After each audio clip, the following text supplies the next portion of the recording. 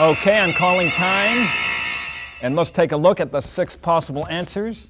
The actor who portrayed the Corsican brothers, was it Robert Taylor, Tyrone Power, Errol Flynn, Douglas Fairbanks Jr., Lon Chaney Jr., or Dina Andrews? And of course, I have to ask, is that your final answer?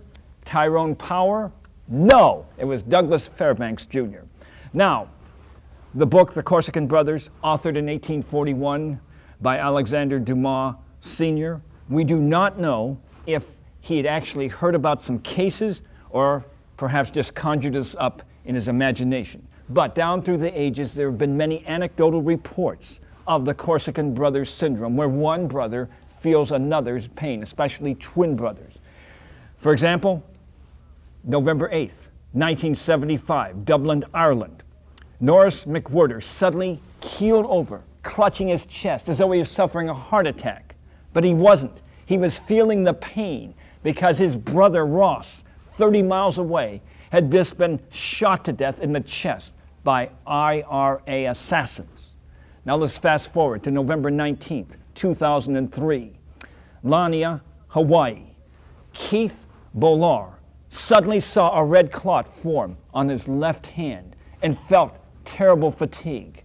Simultaneously, in Iraq, 2 Black Hawk helicopters had collided, 10 killed, including his twin brother, identical twin, Kelly Bolar. In fact, Keith said that was the twin effect in action again, that they had experienced it throughout their lives. Now, it doesn't always just involve identical twins. For example, there's the case of actor Basil Rathbone, celebrated for portraying Sherlock Holmes in 14 films. Back in 1916, during World War I, in a trench, he suddenly felt a terrible feeling of depression. His brother, at the same moment, had just been shot to death 200 miles away in a skirmish. Now, it also doesn't always involve something as tragic as death. For example, there's a case of a twin girl who developed a blister on her hand at the same moment that her identical twin had burned her hand on an iron. And then there's a case of just a 3-day-old baby who began whining. His twin brother in another room was suffocating under a blanket. His whining alerted the mother, who was able to save the child's life.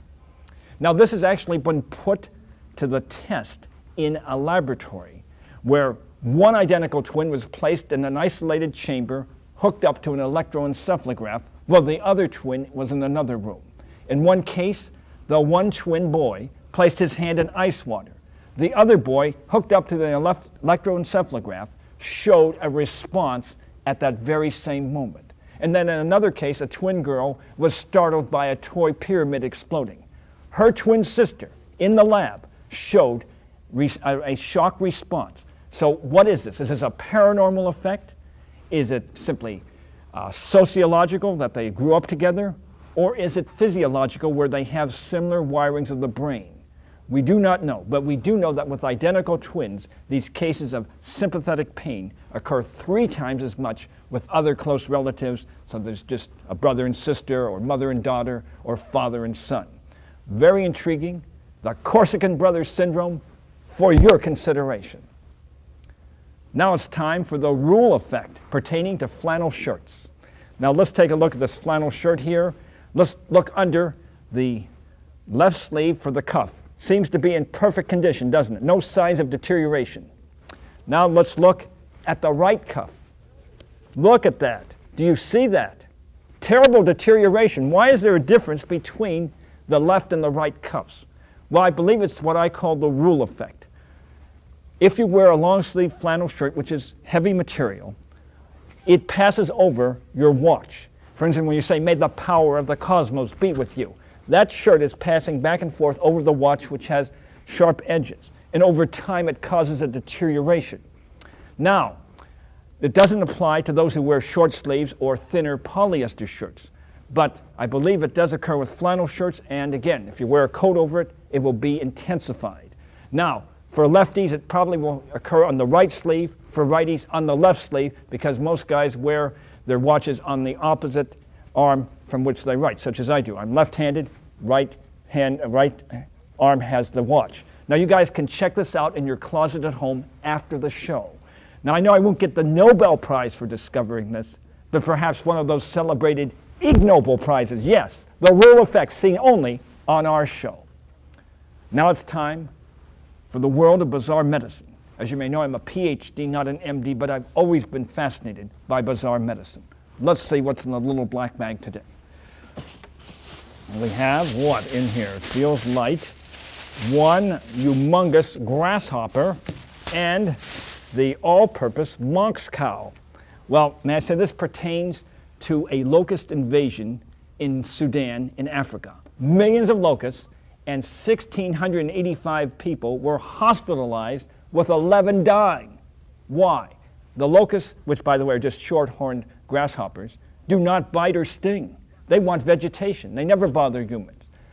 But they emanate a slight gaseous compound. One or two grasshoppers wouldn't bother you, but when you're talking about millions, there is a tremendous amount of this emanation in the air.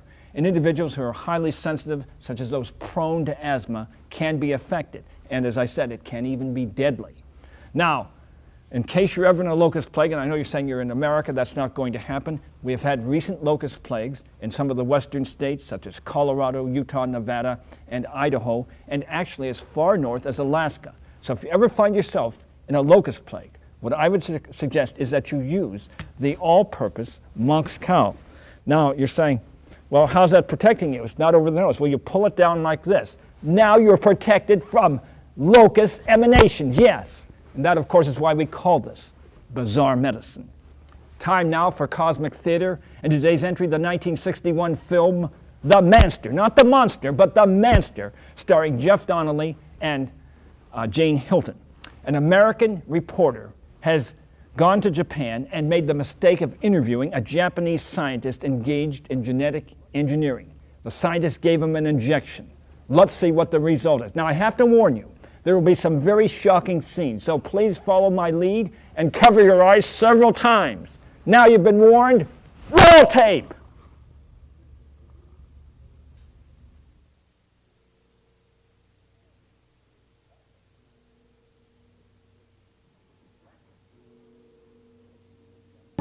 Back. I don't suppose you understand me now, any more than she does. You were my brother. You're an experiment that didn't work out. I'm sorry, Kenji.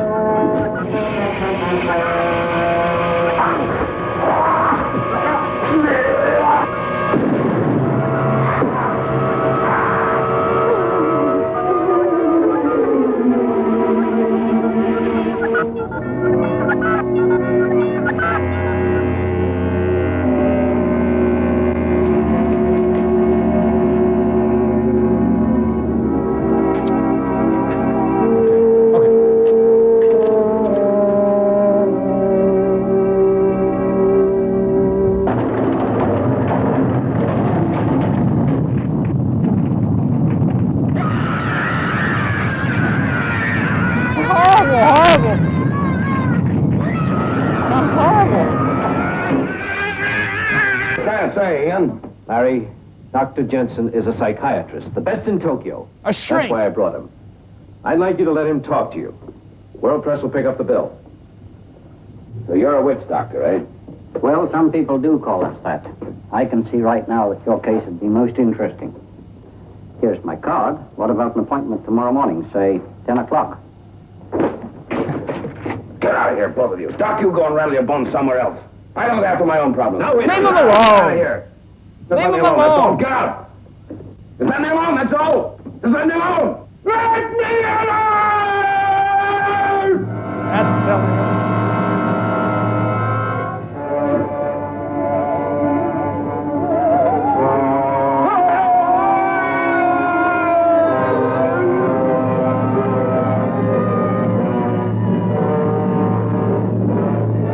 What is it? Oh, don't look! It's an eye! It's an eye! Oh!